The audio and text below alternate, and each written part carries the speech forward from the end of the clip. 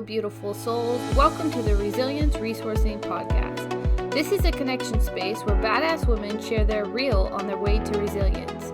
Each week, I have the pleasure of spotlighting women dominating in a diverse landscape of fields ranging from performance neurotraining to film and all in between. You will get to know the unique qualities these women each carry and how connecting with these empowering women's stories bring about camaraderie and in turn empower you towards your unique dreams and goals.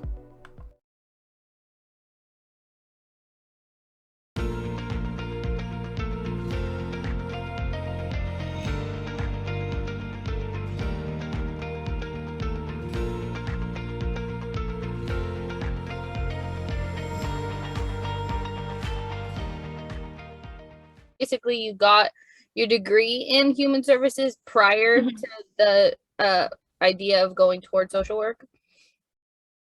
Yeah, and it's funny because I feel like social work is such a broad term. So like if you mean you fast forward, I got my master's in social work, but I feel like I've been in social work since I got my bachelor's degree.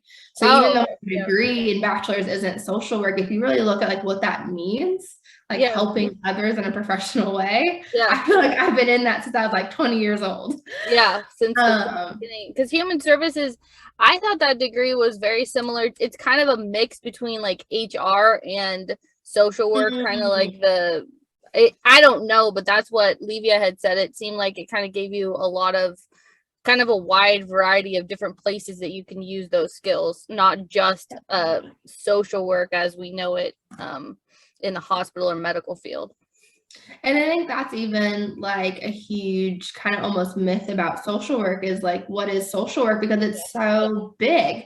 Like people like, so like you're like thinking medical field social work. Yeah. I'm in a school setting, so I'm doing school social work. So that's actually where I'm at. It's like I'm in elementary and middle school. And then, you know, I have peers who are working for government, who are working for DSS, who are running for like political figures. You know, there's like, it's such a broad thing. But I think that's what is interesting when I talk about social work, because I don't think people we all have like an idea in our mind. I guess my understanding, I guess, with social work, because of my experiences, was more of a medical side of it. I know social workers are useful in all areas. Like we need social workers in everything, basically. So that makes sense that it's in schools and everywhere else. But I love that you are doing something in a unique area that I haven't even heard of with schools. Like what exactly do you do right now? And like, what are you going towards? Yeah, well, I will say COVID has changed a lot of what it looks like right now. But so I'm all the way out here in North Carolina now. So I've been in this school district here for just a year because we moved out because of Nick's residency. But honestly, school social work is a little bit of everything in the realm of like, how can we make sure that our kids are going to be successful in school? So like a huge focus is like attendance. So like, are the kids even showing up to school? Can we get them in the doors? What's keeping these kids from coming to school? We have a huge number of kids who are just not coming to school right now. So what can we do, and what's happening in their home that's preventing them from coming to school? So I think we focus a lot on the family unit. So it's not just the individual student, but the whole family. And seeing, you know, do they need resources? Like, are they worried about housing? So education is the lowest thing on their list because they can't even keep a roof over their head. Because they're in survival mode. They don't have the capacity to handle extra on top of that. Yeah, I always look at these families and you guys, they're the ones who should honestly be on your podcast. They're the most resilient people I've ever met, because, you know, we have so many families who are going through so much, and the fact that they're trying to handle everything, I'm just completely amazed. I can only imagine, because most of the certain areas, they're not given certain resources, and we've seen that, you know, unfortunately, I don't know what to call it, but the Trump era and everything else that brought out all of those facets of what's going on, and how certain areas are just overlooked and haven't been given certain resources, and the privilege and the issues with race and all of that. Like it's something that I've always been, community psychology really looks at that too. It looks at diversity and the difference where resources are given and how to basically proactively give people people are empowered by basically education, resources, things like that. And there's a way that you have to go about it that isn't to look down on or to think that you're better than, but to empower people through, like I just said, education, resources. And unfortunately, those things have been really unevenly distributed in the United States for decades, centuries. But so do you work, you said because of COVID, I'm guessing that a lot more maybe has been online, but I could only imagine that that's brought up more resource issues because certain families not having internet or availability to certain resources, to like computers, things like that. Like, did you see any of that with this COVID? That was a lot last year. So last year, all the schools were still going remote. They were like slowly getting the kids back into in person, but a lot of it was remote. So absolutely, we had tons of internet issues, even though the school district was providing stuff. I think just lack of communication, like when kids are at their homes, it's just a lot harder to reach them, and it's a lot harder to figure out what do these families need.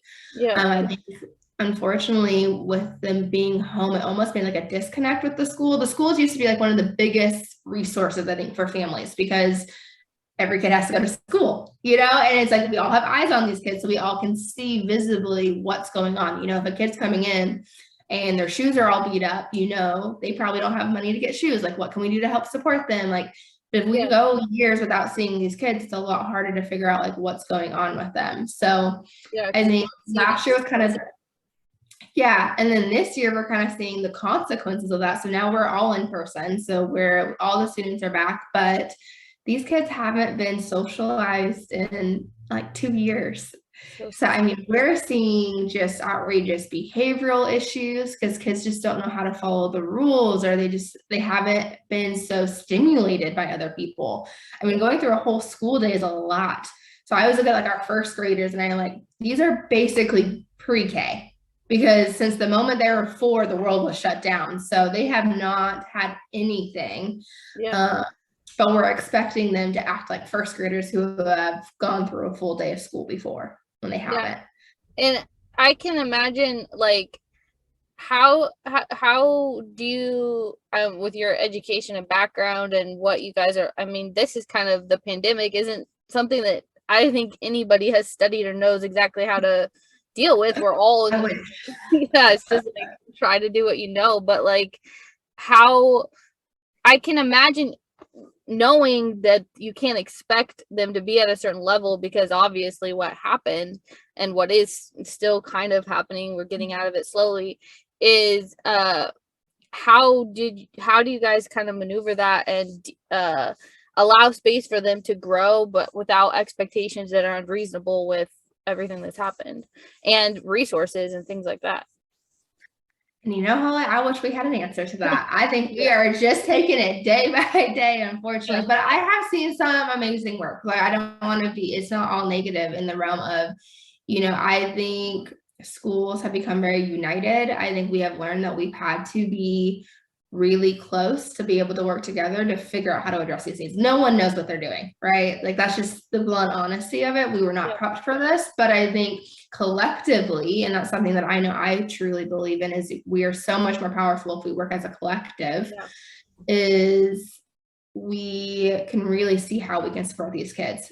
So like at our schools, I mean, we have, our administration, so that's like the principals, the assistant principals, but you also got the school counselors, we have the social worker, we have mental health counselors who are on site at some of our schools.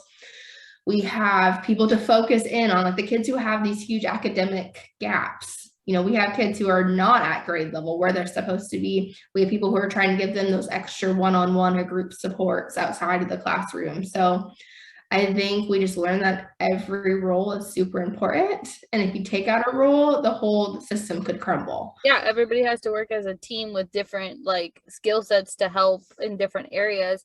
That's so good to hear. Like, that's super, super good to hear that they actually have those, because I know that a lot of schools don't have access to those resources, having a social worker, having a therapist or counselor, people that work with neurodiversity and all types of, you know, people that are in different circumstances. That is, I mean, that gives these kids the upper hand to be able to get to where they need to go, because they actually have those resources. And I am like, that's super comforting to hear, because I feel like it's only becoming in the last 5, maybe 10 years, I'd say probably more like the last 5 years, that mental health and things like this are becoming more like every single person has to have, like, needs to have that. And I saw that Colorado was actually offering free counseling for children, like 3 sessions or something like that, just because of the pandemic and how many kids are having a hard time knowing how to handle it, because their parents obviously don't know one. We were all caught off guard. So that's so comforting to hear that schools are stepping up and actually getting those resources. Did your journey ever, like, I guess prior to college, prior to any of this, is there any part of your story that kind of helps you towards the work that you do, and any personal experiences? Oh, absolutely. I don't know if any social worker could say that they don't have something in their own life that's like gotten us here. I think I'd love to hear about, because there's so many, like, those are the stories that really, like, people connect with, and then it helps your work, and I think it helps everyone to know that no matter what level we're at, educationally or, you know, status, like we all have been through certain things, and it informs our work moving forward. Absolutely. And I think it's important to own our stories too. There's a point where it's I always say, like, I like to honor my story, you know, it's important. And I think that's what I try to teach our families, you know, like, for you to get to this point, like, just realize how much you have gone through to get to this point. And, you know, I always laugh because I don't think I realized it as a kid. You know, I think when we were kids, we were like just in our little almost la la land to a point. But, you know, there are things like, you know, I have my wonderful person behind me. I was raised by my grandma back there. She's always with me. Of just even being raised in like a non-traditional home. I was raised by my grandparents, and then eventually it was just my grandma and I, because my grandpa passed back when I was in middle school. And looking about how just being raised by a different person and someone who's from a different generation, and seeing her outlook of the world, how that impacted how I saw the world. That's super interesting, because I've grown up with my grandparents as basically parents too. Oh yeah. Oh, that's super. They're like second. I mean, I've had my parents, but they have always been like almost like parents to me, because I've grown up or lived with them majority of my life. Yeah. No, I have my soft spot to always grandparents. My grandma was my huge role model in my life. I called her my rock, and I think she kind of showed me what informal social work is. Like, it was kind of funny. That's what I like kind of explained to someone the other day, where we were the house where everyone was welcome. She would not allow any person not to call her grandma. That included our principal, Mr. Lombardi. Really? I'm grandma. I love that. And I would be like, why are you doing that? Like, they'd always laugh, like, where's grandma? I think it might be a generational thing, because my grandpa does the same thing. He introduces himself as grandpa to like everybody. She hated if someone called her by her name. She was like, that is just too formal. I am grandma. But I think what that showed me is community. Like, I think that's what she was trying to teach me, is like, you are as strong as the community around you, and bring everyone in. Like, I mean, we were literally the house, like, anyone's welcome. I'd have friends who would call me, like, so can I talk to your grandma? And I'd be like, this is so rude. I thought you wanted to talk to me, but they would want to they're calling you to talk to me. Yes, and this is literally though, like, that you were that home, and that you had that, like, I think people don't recognize, a lot of times our age don't recognize how much, like, the next generations have to teach us, like, the generations before us, and how grateful we are to have them, because a lot of people don't even have their grandparents, or the people that raised their parents and things like that to know. Mhm. Did you learn anything about your family or about your history, having grown up with your grandma and having just a Oh, close relationship with her? yeah. My family actually was super into like genealogy and learning about her. So like Oh, she wrote a lot of books and I have like scrapbooks of things. Like we were super into it. And I have a really unique background. I mean, I'm a mixed person. I'm half Black, I'm half white. And I think there's a lot of history that even comes with that. Like my grandmother actually was born in the South. oh, okay. I mean, we had slaves in our family, and then now she's raising Wow. a Black child. You know, it like kind of just goes all the Wow. way through that kind of history. Um, and it kind of like dapples through it. And I think that just like shows like how much a family can change and how much growth can happen. Where I think wherever you are now doesn't mean that's where you're going to end up. Oh, You know, and I think even like my grandma's generation could really say that. Like I always think like when she was a little girl, the things she was seeing and learning even about race to where like when she passed, like where we were at, you know, this is like incredible. so much has changed in that 85-year span. Yeah, that's insane. Like my grandma was actually born in was she born in North Carolina? Her family's from the South. They came Okay. to California, but she was from North Carolina. Her family is from North Carolina. Mhm. So same thing. There was generations of, way back, I think, like Yeah. not her family, but like years prior, that it's very interesting to hear about the race. Did you ever, I mean, I'm sure, I don't know about Monroe that we had a ton. I felt like we had decent amount of diversity just because my own neighborhood, I had friends from like all over, like, but I didn't, as a person of without color, I didn't grow up in that exact same dynamic, so I don't know what that was like. Did you have any experiences in growing up feeling different because of being a person of color or any of that? Yeah, I feel like kind of opposite being from Monroe, where I felt like it had no diversity. But I Okay. also think maybe that's because I'm Black. So I do think Yeah. Monroe is diverse when it comes to like the Hispanic population. You Yeah, know, we have true. a huge Hispanic population in True. Monroe. And I think We didn't that have very many maybe, people of color. Like, that's totally true, though. We didn't have a lot of Black. I don't think, like, off the top of my head, I can't think of like maybe one or two. Like, yeah, honestly. I was gonna say, I was like, I can name them off like on one hand. Like that is like how, and I really do know. Yeah. We can and we do, and we would see each other.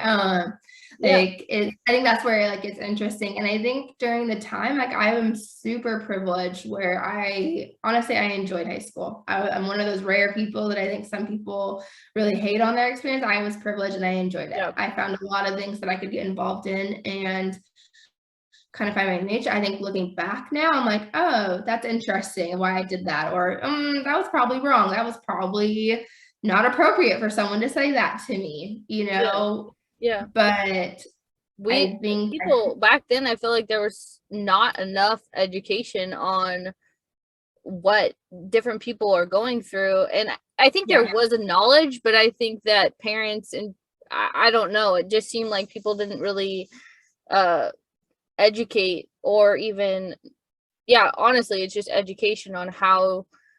I feel like, especially in a place like Monroe, where it's very hick in a lot of ways, and you get a mhm. lot of, that's kind of the population where you get a lot of racism. And um, I don't know. Did you feel like you said during high school you had a good experience, but looking back, there were certain things that you're like, oh, maybe that, like, I guess, did you say looking back you saw some racism that you wouldn't have in the moment seen it as? Well, I think that's just kind of you protect yourself. Yeah. You know, I think when you are young and you're trying to figure out already who you are, you kind of put yourself in this little bubble. And like I mean, I definitely had moments where people have said the N word to me and I was just like, oh, whatever, you know, like rolling it off or like, Tomiah, don't worry, we don't like Black people, but we like you, just you know, and being like, that's probably not okay, Yeah. you know? And so I think all of those kind of comments, I was able to just kind of roll off. I don't know if it's just my personality, but like, I'm like, I don't care. I'm me. I'm not gonna worry about it. I had enough friends. But then when I look back, I was like, I would never let my kids accept those statements. Yeah, of course. And I'm sure they happened, honestly, more than I even am aware of. Like, even some of my friends are like, oh yeah, I remember people saying messed up stuff and me being like, I don't even remember that moment. Yeah. So I think, I don't know. Like, I think there's a part where I think as kids, we really protect ourselves, but then it kind of does add up later on. Yeah. Where I want my kids to be as confident in their skin as possible and know that people can't treat you certain ways because of the color of your skin. Exactly. And that it's just, to me, it's always been like, why would you treat anybody differently because of the color of their skin? Like, I literally have not understood that since the minute I've ever heard it, because to me it just doesn't make sense. But I, growing up in a family that there wasn't a lot of talk about it, I guess. It didn't really come up as a thing, but at the same time, not being like you said, like, you were the one of maybe as many as you could count on your hand of Black people in our school, like, that could totally have an effect just in and of itself, feeling like there's not many people that look like me, or I don't see many people. They talk about how certain sports and things are represented. Do you see people that look like you in those sports or in those, I don't know if it's extracurricular activities, and or even roles. Like, who are your role models that look like you? Like, where are they ending up? Like, when I was in my MSW program, I actually was trying to reach out to people of color in rural places and being like, who was your example? What do you look at your self-esteem? What do you feel like your self-worth is? And it's interesting how much what you see impacts you.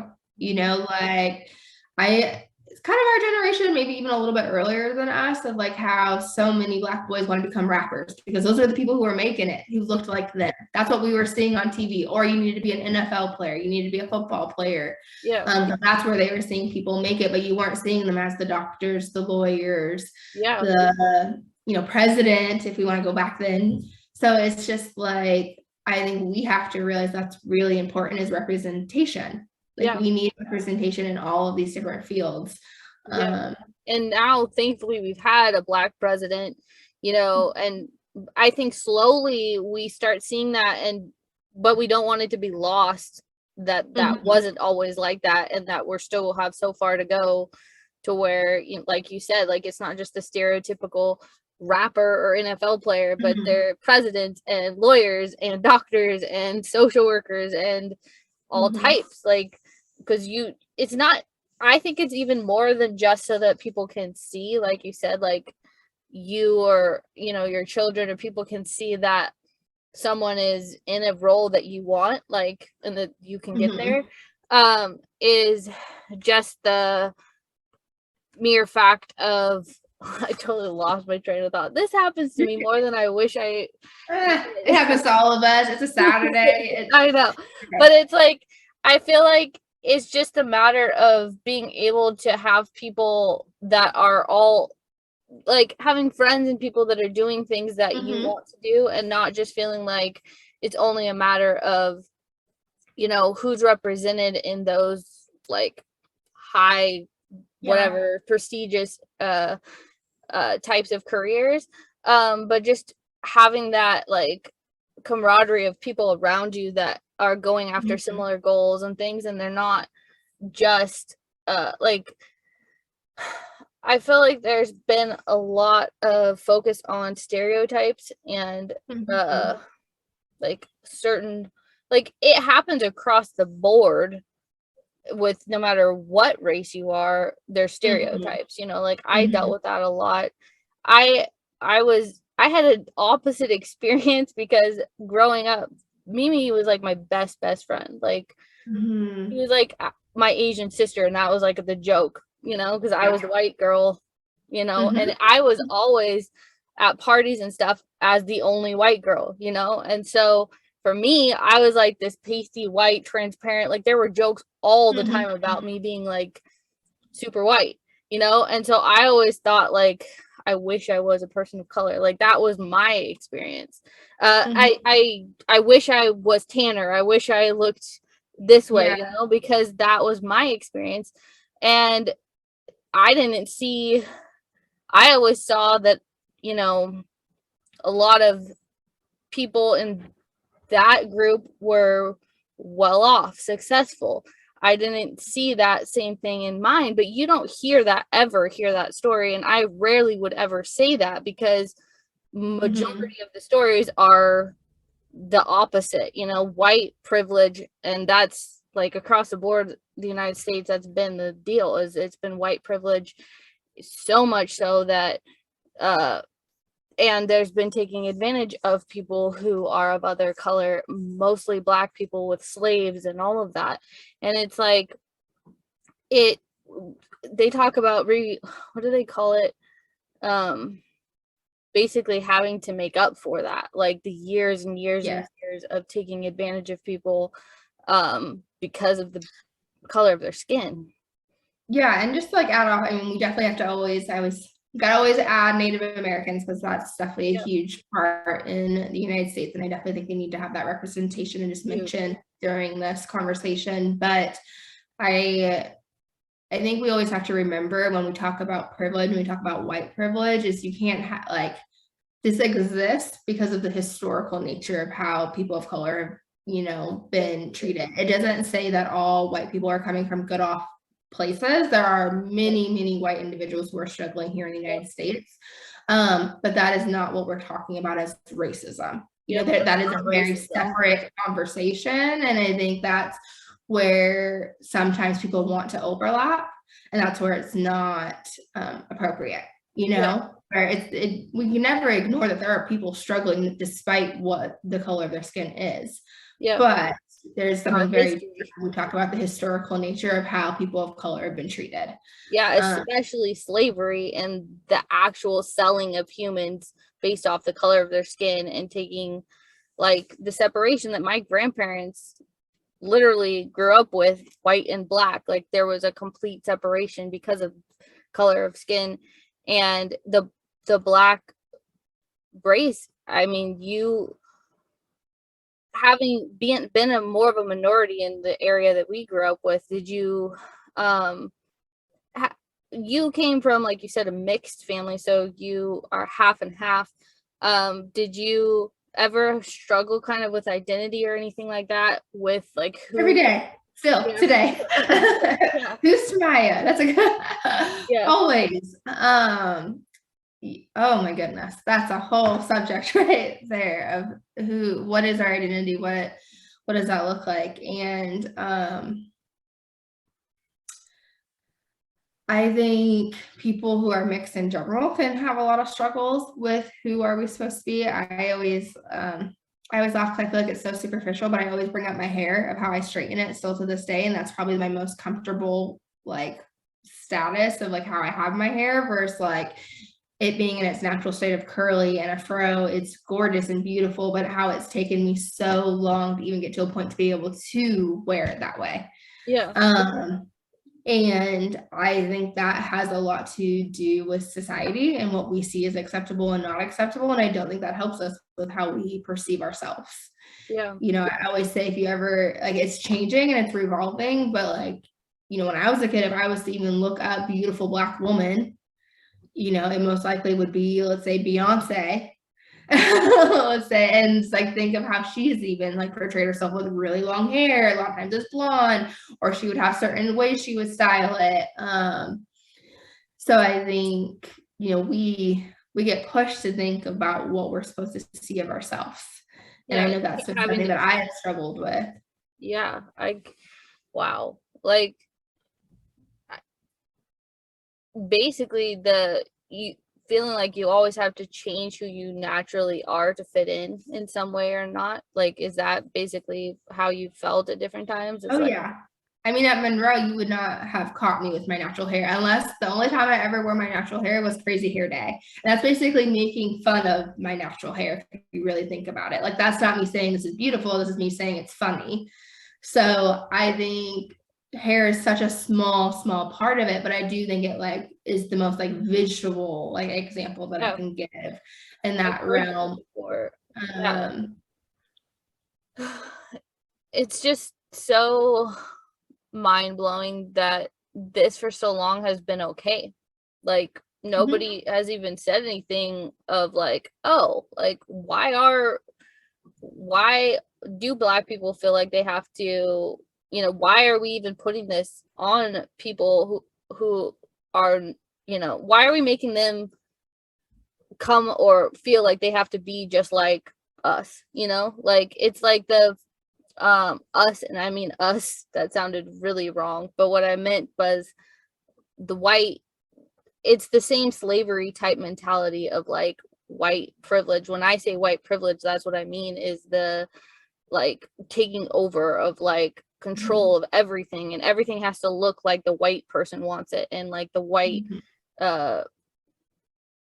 just how they took over from the Native Americans, they took over, then they took slaves to get rich, and then they gave no money back to the slaves, and it's what is that word? I'm totally forgetting the word of it starts with an R. I feel like it's like reparations, yeah. And it's like that's something that that should be something that has going on for hundreds of years going forward, because it was hundreds of years prior that was completely taken for granted. And nobody even people recognized it. People wouldn't do anything about it because it was the majority, or like white privilege of money and status, and pushing like the redlining and pushing away anything that was different, or basically different than us. And I think it's important just to know, like, it's still happening today. Like, this stuff has not gone away. And I think that it looks differently. Like, it doesn't look like the traditional old school 100 years ago, we have slaves working out in the fields. Like, even though there is still kind of that look in certain areas, but it has transformed. Like, I always think of like, look at the prison system. Who is in the prison system? Who's getting charged more often with certain crimes? Like, what are certain neighborhoods looking like here? What are we having to even teach our kids? Like, do I have to teach my son that he needs to be more careful when a police officer pulls him over? Probably. Like, today in 2022. Like, and is it sad that like people are still making comments of like, oh, well, because I married Nick, he's white, like he's gonna have lighter skin, my kids, so at least hopefully that will keep him safer in this world. I should never, like, oh my God. 2022, I'm saying that statement. And there are many mothers out there who are saying the statement of, I just had a Black son, what am I going to do to keep him safe? Like, this is the reality we live in, and it's not 1960 anymore. And I think when I look at like older generations who say, well, we've come so far, and I'm like, but we haven't gone far enough. No, I don't want to be able to say that statement, that I'm worried about the color of my kid's skin. Like, that should not be an issue, but we are still here. And even if we've come far, we have so much further to go. It's generations and generations that are still speaking on the wrong side, in my opinion, who are still having such a voice.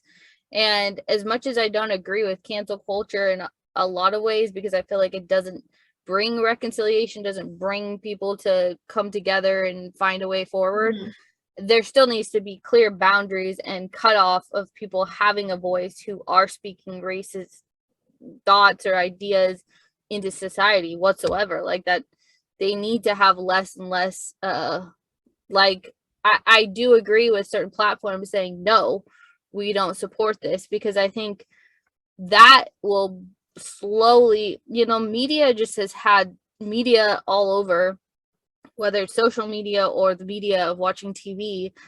All media sources have such an impact on our society. And it seems like social change happens once people start to see it, like, this is really going on, and people, I once dated someone who lived in Georgia, and I've never been to the South. So, my family's from California, but I was the one born and raised in Washington, and Washington's a pretty liberal area. And so I really didn't have the understanding of like people are still racist. Like I didn't even have that understanding because I just, Monroe, yeah, but because Monroe is very country and hick, and people just want to be ignorant. It isn't even a matter of education. It's literally a matter of desire to be ignorant for the purpose of being just gross, in my opinion. But when I dated that man in Georgia, this happened once, he used the N-word and I was over. I was like, excuse me? What did you just say? Like, yeah. I didn't even know that people actually use that word still. Like, I was just like, what? And then it's like, oh, like there are areas that is super predominant now.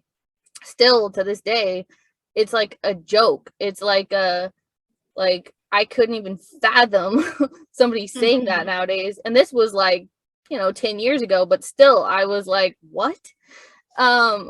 It's interesting you say that because, Nick got residency in North Carolina. And one of the reasons why we were even excited to come over here was we were ready for a change. Like I was like, the United States is actually quite large. We forget that when we live in one little state and we're in this little bubble, but I was like, let's do something that will be completely different than what we're used to. Yeah. And I was like, no matter what it is and how, if we like it or we hate it or whatever, like we need to know what's in our, in our country, really. Like, I think it's good for us to have new experiences.